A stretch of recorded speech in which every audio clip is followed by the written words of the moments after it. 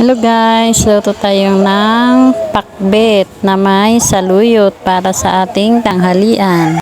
Yan po ang ating mga ingredients.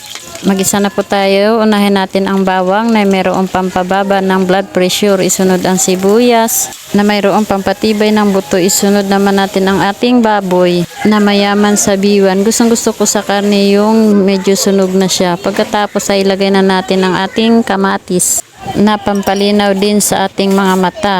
Pagkatapos ay ilagay na natin yung ating halo-halong gulay na pakbet. May sitaw, kalabasa, okra, talong at ampalaya.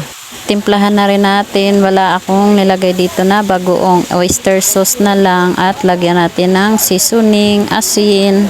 Yan, kayo na pong bahala kung ano pa pong gusto nyong ilagay. Alam naman natin na ang gulay ay masustansya dahil ito ay ang importanteng pinagkukunan ng mga nutrients.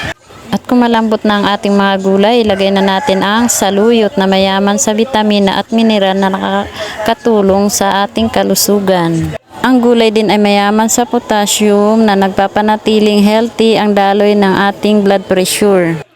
Ayan, luto na po. Kain po tayo. Thank you for watching. Follow me for more.